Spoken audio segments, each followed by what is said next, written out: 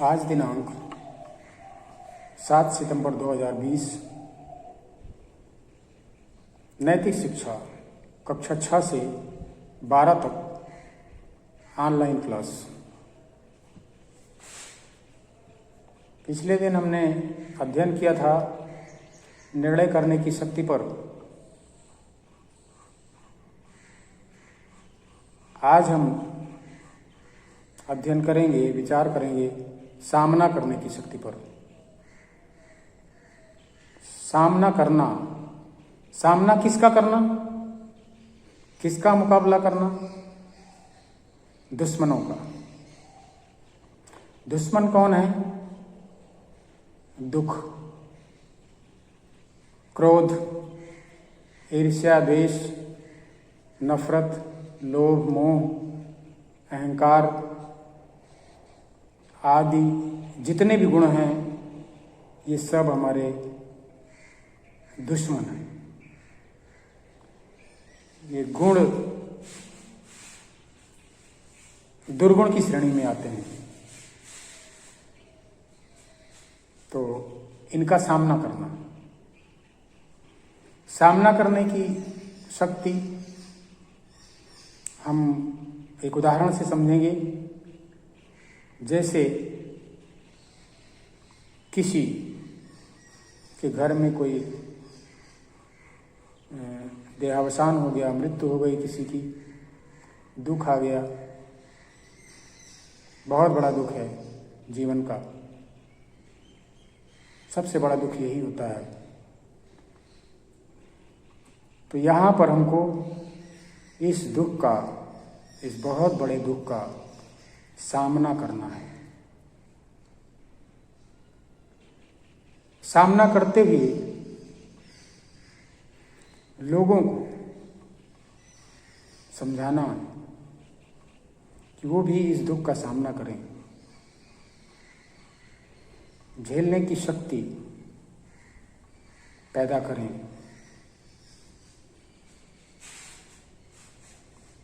दुखित ना हो बहुत ज़्यादा, दुख तो होता ही है, लेकिन इतना दुखी ना हो कि नुकसान उठाना पड़े। तभी हम समझेंगे कि हम सामना किए हैं दुख का।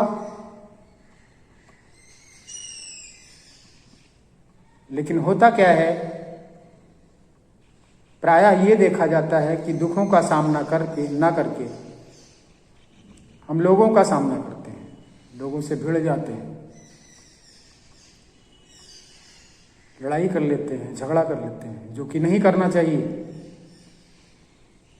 जो कि वहाँ पर हमको सहन करने की शक्ति का प्रयोग करना चाहिए। वो भी एक भुजा है हमारी, सहन करने की शक्ति, समाने की शक्ति का प्रयोग जहाँ पर करना है, वहाँ हम सामना करते हैं तो तमाम समस्याएं उत्पन्न होती हैं। दुनिया भर के लड़ाई झगड़े मुकदमे पैदा हो जाते हैं, जो जीवन को कष्टमय बना देते हैं, दुखी बना देते हैं। भगवान ने हमें भेजा है इस दुनिया में खुश रहने के लिए, सुखी रहने के लिए, आनंदित रहने के लिए, और हम दुखद जीवन व्यतीत करते हैं, जो कि एकदम गलत है।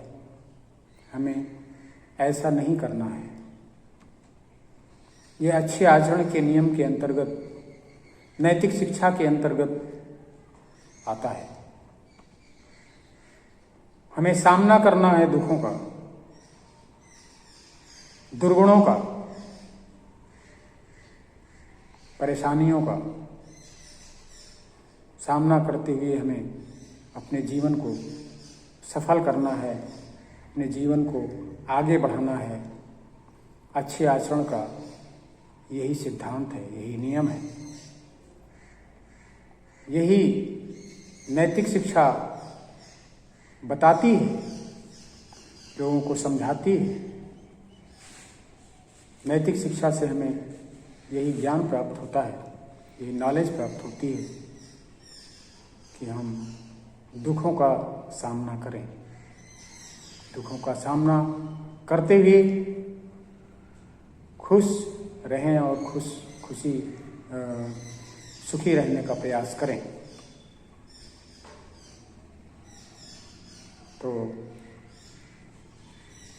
हमें हमेशा खुश रहने की आदत बनानी होगी। दुनिया के तमाम परेशानियों का, दुखों का सामना करते हुए जब खुश रहने की आदत हम बना लेंगे तो सदैव भगवान की याद में हम खुश रह सकते हैं।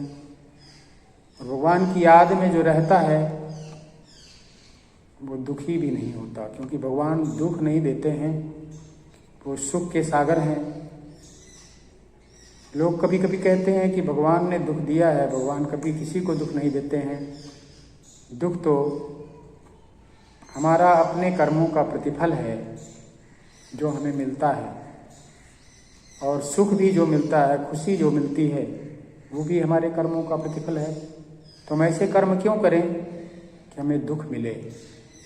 हमें ऐसे कर्म करने चाहिए जिससे हमको खुशी मिले, आनंद मिले और हमारा जीवन खुशनुमा रहे, आनंदित रहे। आज यहीं पर हम अपनी वाणी को विराम देते हैं। फिर अगले दिन हम विचार करेंगे। छठवीं शक्ति है, छठवीं हमारी भुजा है, सहयोग करने की शक्ति। धन्यवाद।